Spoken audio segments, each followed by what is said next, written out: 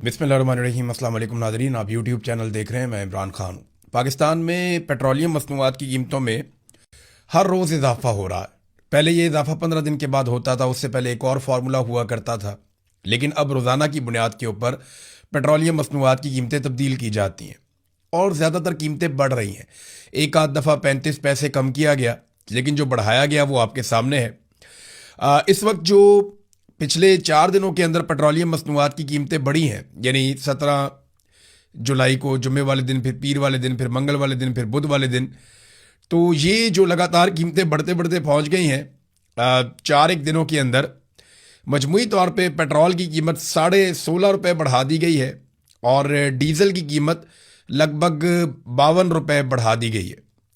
यानी आप अंदाज़ा करें, कभी ₹5 पेट्रोल बढ़ाते हैं, फिर 35 पैसे सस्ता करते हैं, फिर ₹4.93 बढ़ाते हैं, लगभग ₹5 ही, और फिर ₹6.5 बढ़ा देते हैं। इसी तरह डीजल जो है वो एक मरतबा ₹31 महंगा किया, फिर ₹6.25 महंगा किया, फिर ₹7.25 महंगा किया और फिर ₹8.25 महंगा कर दिया। तो इस तरह इतनी तेज़ी से कीमतें बढ़ रही हैं। नई कीमत के मुताबिक पेट्रोल जो है वो ₹327 से ज़्यादा फ़ी लीटर और डीजल जो है वो ₹375 से ज़्यादा फ़ी लीटर है। और सवाल पूछने वाले सवाल करने के लिए तैयार ही नहीं है। यानी कुछ सवालात बनते हैं जो पूछे जाने चाहिए इनसे, और बार बार पूछे जाने चाहिए, और ये वज़ीर आज़म से और फील्ड मार्शल दोनों से पूछे जाने चाहिए। शहबाज राणा साहब ने भी ये सवालात उठाए हैं, बाकी इकोनॉमिस्ट भी इन्हीं सवालात के बारे में बात कर रहे हैं कि फ़ी लीटर पेट्रोल के ऊपर आप ₹102 का टैक्स क्यों ले रहे हैं। फिर ये भी पूछ रहे हैं कि ₹80 आप लेवी के ले रहे हैं 1 लीटर के ऊपर। ये अगर आपने लेना है तो जीएसटी के बराबर आप क्यों नहीं ले रहे, जो कि 18% बनता है। तो आप ₹80 क्यों ले रहे हैं, तो बहुत बड़ी अमाउंट है। फिर यह भी सवाल पूछा जाना चाहिए कि आप ₹7 फी लीटर के ऊपर फ्रेट क्यों वसूल कर रहे हैं। फिर जब कीमतें नीचे जा रही थी आलमी सतह पे, तब आप रोजाना की बुनियाद पे कीमतें कम क्यों नहीं करते, और जब कीमतें ऊपर जाने का आपको लगा कि अब ऊपर जाएंगी, तो आपने रोजाना की बुनियाद पे कीमतें बढ़ाना शुरू कर दी हैं। तो ये सारे सवालात पूछेगा कौन। वैसे तो अपोजिशन को पूछने चाहिए, लेकिन पाकिस्तान तहरीक इंसाफ ने बतौर अपोजिशन काम किया ही नहीं। ये बदकिस्मती है। यानी एक तो ये सरकार जाली थी, मिलिट्री एस्टेब्लिशमेंट ने, आसिम मुनीर साहब ने अपनी पसंद के बंदे लाकर बिठा दिए थे। जालसाजी से इलेक्शन चोरी करके नकम्मे और नालायक लोगों को लाकर मुसल्लत किया गया। लेकिन जो लोग इलेक्शन जीत कर आए थे, जिनका हक था हुकूमत बनाने का, वो अपोजिशन में आकर बैठ गए, लेकिन उन्होंने अपोजिशन का रोल भी प्ले नहीं किया।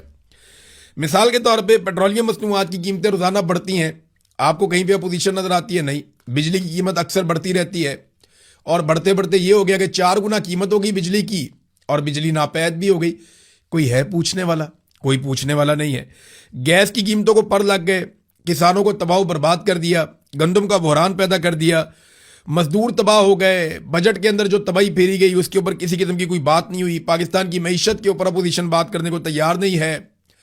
कश्मीर में जो कुछ हुआ, अब बिलावल जरदारी की वहां पे हुकूमत है, और पीटीआई से ज्यादा बेहतर अपोजिशन वो करने की कोशिश कर रहा है। यानी अपनी हुकूमत में खुद ही अपोजिशन कर रहा है, वो ज्यादा अच्छा ड्रामा कर रहा है। और पाकिस्तान तहरीक इंसाफ सिर्फ सोशल मीडिया तक महदूद है। अमली तौर पर तहरीक इंसाफ ने आज़ाद कश्मीर के लोगों के लिए क्या किया, सवाए इसके कि उन्होंने इलेक्शन का बाइकआउट कर दिया। फिर बलूचिस्तान में जो कुछ होता रहा, उस पर पाकिस्तान तहरीक इंसाफ की आवाज नहीं उठती। अभी 7 लाशें मजीद मिल गई हैं। वो जो धरने से लोग उठे थे वो बता रहे थी 5 लाशें तो यहां पे आ गई हैं, लेकिन कोई आवाज देने के लिए तैयार नहीं है। रजादार गैंग के मामला कहां गया? कोई बात ही नहीं करता उसके ऊपर। अपोजिशन उस पर बात ही नहीं कर रही। किसी एक जगह भी पाकिस्तान तहरीक इंसाफ ने अपोजिशन का रोल प्ले नहीं किया। यह बदकिस्मती है कि आपको अपोजिशन भी मैसर ना हो। फिर ये गिला करते हैं, शिकवा करते हैं कि जी लोग हमारे साथ नहीं निकलते। भाई आप लोगों के साथ निकलते हैं जो लोग आपके साथ निकलें। लोगों के जितने मसाइल होते हैं उन मसाइल में आप लोगों के साथ नहीं निकलते। तो जब आपके मसाइल है या आप आवाज देंगे तो फिर लोग आपके साथ क्यों निकले? लीडर वही है जो अवाम की बात करे और अवाम के साथ खड़ा हो। लेकिन जो लोग अवाम के साथ खड़े नहीं होंगे, अवाम उनके साथ भी खड़ी नहीं होगी। ये तो एक फैक्ट है, और पाकिस्तान तहरीक इंसाफ को इस बात को तस्लीम करना पड़ेगा। इनके पास तो सिर्फ इमरान खान की मकबूलियत है, और इमरान खान की मकबूलियत के सहारे ये हमेशा तो सियासत नहीं कर सकते। इन्हें ग्राउंड में पब्लिक के पास जाना पड़ेगा, लेकिन एस्टेब्लिशमेंट के डर से ये अपोजिशन भी नहीं करते। अब तहरीक इंसाफ ये कह रही है, उन्होंने अनाउंसमेंट की है कि हम खुद से एहतजाज को लीड करेंगे, हमने फैसला किया है, हमें मुज़ामत करनी पड़ेगी और हमें इमरान खान साहब की रिहाई का बोझ कह लें या जिम्मेदारी कह लें, वो हमें खुद उठानी पड़ेगी। हम अचकज़ई से या अल्लामा राजा नासिर अब्बास से बात ज़रूर करेंगे, लेकिन हमें खुद एहतजाज करना पड़ेगा। ये पाकिस्तान तहरीक-ए-इंसाफ कह रही है, लेकिन एहतजाज किस नौइयत का? 5 अगस्त को ये एक जलसा करने जा रहे हैं एक स्टेडियम के अंदर, बस यानी स्टेडियम अगर भर भी लेते हैं, वहां पे अगर 50,000 आदमी इकट्ठा कर लेते हैं, स्टेडियम को भर लेते हैं पेशावर में, कोई मुश्किल नहीं होना चाहिए। इनके पास खैबर पख्तूनख्वा में हुकूमत है, तो उससे क्या होगा? एक जलसा करने से कुछ भी नहीं होगा। पहले भी इन्होंने बहुत जलसे किए। इमरान खान की रिहाई का पूरा एक रोड मैप इन्हें देना पड़ेगा। मौजूदा हुकूमत को मुसीबत डालनी पड़ेगी, जैसे आज़ाद कश्मीर में लोगों ने मुसीबत डाली हुई है। अब जब आज़ाद कश्मीर में ये सारे लोग अंगेज थे, वो अपना हक मांग रहे थे, उस वक्त आप भी अपने हक के लिए खड़े हो जाते। बलूचिस्तान में भी लोग हक मांग रहे थे। हर तरफ से हुकूमत को मुसीबत डालते तो हुकूमत को जमहूरियत ज़रूर याद आ जाती, इंसानी हुकूक ज़रूर याद आ जाते। लेकिन जब भी कभी ये हुकूमत मुसीबत में होती है तो पीटीआई फौरन थोड़ा पीछे हट जाती है कि ज़रा हुकूमत मुसीबत से निकल ले, उसके बाद फिर हम मामलात को देखेंगे। यानी इससे ज़्यादा इस हुकूमत की सहूलतकारी क्या हो सकती है जो बैरिस्टर गौर साहब ने की है कि डी चौक में जो कत्लेआम हुआ पाकिस्तान तहरीक इंसाफ के लोगों का, जो सबसे अहम इशू है, उस पर मुतीउल्लाह जान को भी उठा लिया गया था उस मामले में, हालांकि वो रिपोर्टिंग कर रहा था। सहाफियों के ऊपर दबाव डाला गया जो रिपोर्टिंग कर रहे थे, तो उस मामले में वो गवाही देने के लिए ही नहीं गया। बैरिस्टर गौर साहब गवाही देने के लिए गए ही नहीं, गवाह के तौर पे नाम डाला हुआ था।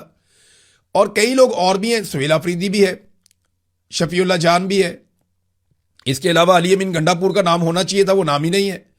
उमर यूब साहब का नाम जो है वो गवाहों में लिखवाया ही नहीं गया। बहरहाल तहरीक इंसाफ कह रही है जी अब हम खुद एहतजाज करेंगे, स्टेडियम के अंदर एहतजाज करेंगे पेशावर में। सवाल मेरा यह है कि इमरान खान स्टेडियम से निकला था और निकलकर पूरे पाकिस्तान में वो छा गया, बल्कि दुनिया में उसने अपना एक मुकाम बनाया। 92 में उसने स्टेडियम को छोड़ दिया था। आज जनाबे अली 2026 में उसकी पार्टी वापस स्टेडियम में जा रही है और स्टेडियम में जाके जलसा करने वाले हैं। इमरान खान खुद जब बाहर थे तो इस एज के अंदर और बदतरीन मुखालफत के बावजूद, जब उनके पास ज्यादा सपोर्ट भी नहीं थी, एस्टेब्लिशमेंट उनके खिलाफ थी, उन्होंने 50 जलसों से ज्यादा जलसे कर दिए थे। आनन फानन वो जलसे करते थे, हर तरफ जाते थे। लेकिन पाकिस्तान तहरीक इंसाफ की नौजवान की आदत भी एक एक महीने में एक एक जलसा नहीं कर पाती। अब वो 5 अगस्त को एक जलसा करने जा रहे हैं, मेरे ख्याल में वहां पे तहरीक इंसाफ का आम वर्कर सुहेल अफरीदी को आईना दिखाएगा और उनके साथियों को आईना दिखाएगा कि इमरान खान को बाहर निकालने के लिए अपना अमली किरदार अदा करो। ये हुकूमत आनी जानी चीज है, ये सारा इक्तदार ये मिलता रहता है, ये तो आप एस्टेब्लिशमेंट से छीन लेंगे तो हमेशा ही आपके पास रहेगा। तो ये डर डर के आप एस्टेब्लिशमेंट का मुकाबला नहीं कर पाएंगे। नाजरीन, हुकूमत की जरा तरजीहात चेक करें। ये खबर मैं आपको देता हूं। अवाम के ऊपर महंगाई का बोझ डाला हुआ है, लोड शेडिंग कर रहे हैं, अवाम को कह रहे हैं जी आप ना बचत करें, और कौमी बचत की हमने स्कीम मुतारफ करवाई हुई है और ऑस्टेरिटी ड्राइव चल रही है, हमने पैसा बचाना है। और दूसरी तरफ ब्यूरोक्रेसी के लिए 1.8 अरब रुपए के नए अलाउंसेस की मंजूरी दे दी गई। बजट में 180 करोड़ रुपया ब्यूरोक्रेट्स को दिया जा रहा है, इजाफी अलाउंसेस दिए जा रहे हैं। ये वफाकी काबीना ने आला ब्यूरोक्रेसी के लिए एक और खसूसी अलाउंस की मंजूरी दी, जो कि 4 सालों में दूसरा बड़ा अलाउंस है जो ब्यूरोक्रेसी को दिया जा रहा है। और कफायत शारी के दावे किए जाते हैं। 180 करोड़ रुपया मजीद ब्यूरोक्रेसी के नाम कर दिया गया। यह है नादरीन पाकिस्तान में इस वक्त सूरत हाल और इनकी तरजीहात। आजाद कश्मीर में नादरीन आज मुझे ऐसा लगता है कि कुछ बड़े फैसले हो जाएंगे। जॉइंट अवामी एक्शन कमेटी को जो टाइम कहा गया था कि आपने इस वक्त तक रुकना और कोई लॉन्ग मार्च आपने नहीं करना और मजीद कोई एहतजाजी अनाउंसमेंट नहीं करनी, वो टाइम अब गुजर चुका है। आज जो है वो 23 तारीख है, वो शोहदा का दिन मना रहे हैं और जो लोग शहीद हुए उन्हें खराज तहसीन पेश किया जाएगा। आज के दिन में उन्हें याद किया जाएगा। तो इस दिन बड़ी अनाउंसमेंट्स हो सकती हैं। अगर तो आज डेवलपमेंट ना हुई और मुआहदा हतमी तौर पे तय ना पा गया और चीज़ें अमली तौर पे एक्टिवेट ना हो गई, तो फिर जॉइंट अवामी एक्शन कमेटी को एक सख्त एक्शन लेना पड़ेगा। और क्योंकि इलेक्शन को 3 मराहिल में करके एस्टेब्लिशमेंट ने एक बहुत बड़ी चाल चली है, इसके मुकाबले में जॉइंट अवामी एक्शन कमेटी को इसी लेवल की कोई बड़ी चाल चलनी पड़ेगी। तो देखते हैं आज क्या अनाउंसमेंट होती है। आज का दिन बहुत इंपॉर्टेंट है, अगले 12 घंटों में आपको बड़ी खबर मिलेगी, मुझे ऐसा लगता है। और ये क्योंकि मैं बहुत लंबे अरसे से रिपोर्टिंग कर रहा हूं, पॉलिटिकल रिपोर्टिंग खास तौर पे, तो मेरे अंदाजे में अब वक्त बहुत कम है ज्वाइंट अवामी एक्शन कमेटी के पास। उनको अगर कुछ करना है तो डू एंड डाई की सिचुएशन है और वो उनको अभी करना है। इसके बाद जो है वो हालत वो हो जाएगी कि लड़ाई के बाद याद आने वाला मुक्का अपने मुंह पे मार लेना चाहिए। नाजरीन, अब जरा थोड़ी सी बैनुल-अक़वामी खबरों की तरफ चलते हैं। पाकिस्तान ने वार्न किया था यमन को, सऊदी अरब ने भी वार्न किया था यमन को, और यमन ने सऊदी अरब को वार्निंग दी थी। लेकिन यमन ने किसी भी वार्निंग को वो खातिर में नहीं लाए, उन्होंने हमला कर दिया। सऊदी अरब के 2 ऑयल टैंकर्स, इनमें एक का नाम लैला है और जो दूसरा ऑयल टैंकर है उसका नाम है अंसीलिया। ये दोनों ऑयल टैंकर सऊदी अरब के अपने ऑयल टैंकर्स हैं। ये तेल से भरे हुए ये जा रहे थे बहरा अहमर में से, जिसको आप रेड सी कहते हैं। देखिए यहां पे ना जो समंदर है उसमें 2 ऐसे एरियाज हैं जो बड़े हसास हैं। एक आबना हुर्मुज़ है जो ईरान और ओमान के बीच में है, और एक जो है वो यमन के बिल्कुल कॉर्नर से, जिसको बाब मंदब कहते हैं। तो बाबल मंदब जो है ये आबना हुर्मुज़ से भी ज्यादा एक बारीक एरिया है। आपकी यूरोप को जितनी सप्लाई जाती है, चाहे वो चाइना से जा रही है, चाहे वो मिडिल ईस्ट से जा रही है, चाहे पाकिस्तान इंडिया से जा रही है, चाहे वो कई अफ्रीकी ममालिक से जा रही है, ये जितनी सप्लाई जाती है यूरोप को, वो ज्यादातर ये पानी का रूट इस्तेमाल करते हैं जिसको बहरा अहमर कहते हैं, या आप अंग्रेजी में उसको रेड सी कहते हैं। यहां से ऊपर मिस्र के अंदर एक स्वेज कैनाल है जिसको इस्तेमाल करते हुए बहरी जहाज मेडिटरेनियन सी के अंदर दाखिल हो जाते हैं बहरा मुर्दार में, और वहां से वो फिर सप्लाई करते हैं पूरे यूरोप को, बरतानिया को, बाकी ममालिक को। तो अब मामला यह है कि जो रेड सी है, जो बहुत इंपॉर्टेंट एरिया है, वहां पे बाबुल मंदब के करीब अटैक किया है 2 ऑयल टैंकर के ऊपर और दोनों में आग लगी हुई है। इस वक्त जब मैं ये वीडियो रिकॉर्ड कर रहा हूं तो अब तक की इत्तला के मुताबिक दोनों ऑयल टैंकर्स के अंदर आग लगी हुई है और दोनों का ताल्लुक सऊदी अरब के साथ था। ऐसे में एक वार्निंग भी जारी की गई है और ये यूरोपीय यूनियन की जानिब से वार्निंग जारी की गई है, बहरा अहमर से दूर रहें। यूरोपीय यूनियन की सऊदी अरब, इसराइल और अमरीकी जहाज़ों को खास तौर पे उन्होंने हदायत दी है। और उन्होंने एक और बात की कि सिर्फ सऊदी अरब के जहाज़ों को खतरा नहीं है, बल्कि जो बाकी शिपिंग कंपनीज हैं वो भी अपने आप को बचाएं, क्योंकि यमन ये समझता है कि जो भी जहाज़ सऊदी अरब के बंदरगाहों के ऊपर जाएंगे या वहां से गुजरेंगे वो सऊदी अरब को फायदा दे रहे हैं, तो उसके वो सऊदी अरब के ऊपर अटैक करेंगे। सऊदी अरब ने इसके ऊपर वार्निंग जारी की है। इससे पहले सऊदी अरब ने बड़ा तगड़ा जवाब कई मरतबा यमन के जो हौसी हैं उनको दिया है, और इस मरतबा पाकिस्तान भी उनके साथ है। पाकिस्तान ने बाकायदा वार्निंग भी जारी की थी। जब हौसियों ने ये धमकी दी उसके बाद पाकिस्तान ने वार्निंग जारी की, लेकिन उनके पास हथियार इस नौयत के कहां से आए, ये है वो बड़ा सबसे सवाल। यानी वो बैलिस्टिक क्रूज मिसाइल इस्तेमाल कर रहे हैं और ड्रोन्स भी इस्तेमाल कर रहे हैं। यानी जिस किस्म के हथियार ईरान के पास हैं, बिल्कुल वैसे मिलते जुलते हथियार जो हैं, या उतनी काबिलियत वाले तो नहीं है, लेकिन फिर भी काफ़ी हथियार जो हैं वो यमन वालों के पास भी हैं, और वो आसपास के मुल्कों को मुसीबत डाल सकते हैं। ख़ास तौर पे बाबुल मंदब को बंद करने की सलाहियत तो उनमें है, क्योंकि देखिए ज़मीन उनके पास है ना, कब्जा उनके पास है। तो यहाँ से बाब मंदब को अगर वो बंद करते हैं या बाबुल मंदब के ऊपर वो अटैक करते हैं गुजरने वाले जहाज़ों को, तो एक प्रॉब्लम क्रिएट हो जाएगी। और इसी बात पे यूरोपीय यूनियन ने खबरदार भी किया है। नादरीन, इसमें एक चीज़ का और आप इजाफा कर लें कि इस वक्त 2 हफ्ते हो गए हैं ईरान और अमेरिका के बीच में जंगी झड़पें जारी हैं। एक दूसरे के ऊपर फिजाई हमले कर रहे हैं। ईरान ड्रोन्स को इस्तेमाल करता है, बैलिस्टिक मिसाइलों को इस्तेमाल करता है, जबकि अमेरिका फिजाई हमले करता है। अमेरिका ने ईरान के बहुत सारे एरियाज में बड़े खौफनाक अटैक किए और बार बार फिजाई हमले कर रहा है। एक एक दिन में दर्जनों धमाके ईरान के अंदर होते हैं और बहुत सारी शहादतें भी हुई हैं। दूसरी तरफ ईरान ने अब तक, जो अमेरिका ने कंफर्म किया, 4 अमरीकी फौजी मार दिए, जिसमें एक खातून फौजी भी है। और वो बड़े पैमाने पर अमरीकी जो फौजी अड्डे हैं अरब ममालिक में, वो उनको निशाना बना रहा है। काली बाफ ने एक स्टेटमेंट दिया, उसने कहा जी अगर यहां से आबना हुर्मुज़ से हम अपना तेल नहीं बेच सकते ना, तो फिर कोई भी नहीं बेच सकता। यानी अगर तेल हम नहीं बेचेंगे तो फिर हम किसी को भी नहीं बेचने देंगे। ये नहीं हो सकता कि ईरान का तेल ना बिके तो इराक से अमेरिकन कंपनियां तेल निकालें, या कुवैत से निकालें, या सऊदी अरब, कतर, बहरीन और यूएई, इनका तेल यहां से निकल कर जाए और दुनिया को बिक जाए। तो ऐसा नहीं होगा। तेल बिकेगा तो सबका बिकेगा, हमारा नहीं बिकेगा तो किसी का भी नहीं बिकेगा। ये जनाब एक वार्निंग जारी की है कालीबाफ ने, और वो ऐसा लगता है कि इसी चीज के ऊपर कारबंद है, वो इसके ऊपर डट कर खड़े हैं। नादरीन, मैंने ना कुछ मनाजिर देखे अमेरिका में। अमरीकी जो वजीर जंग है या वजीर दिफा आप कह लें, पीट हेग्सेट, वो सहाफ़ियों के और पार्लियामेंटेरियंस के, जो उनके सियासतदान हैं, उनके सवालों के जवाब दे रहा था। मैंने बार बार देखा कि उससे बड़े सख्त सवाल किए जाते हैं। उससे यह भी पूछा जाता है कि कितने लोग हमारे मारे गए, हमारा कितना नुकसान हुआ। यह भी पूछा जाता है कि तुमने जाके जब अटैक किया तो सिविलियंस का नुकसान क्यों किया। यह भी पूछा जाता है कि क्या हमारी फौज जो है वो जंगी जराइम में मुलव्वस है।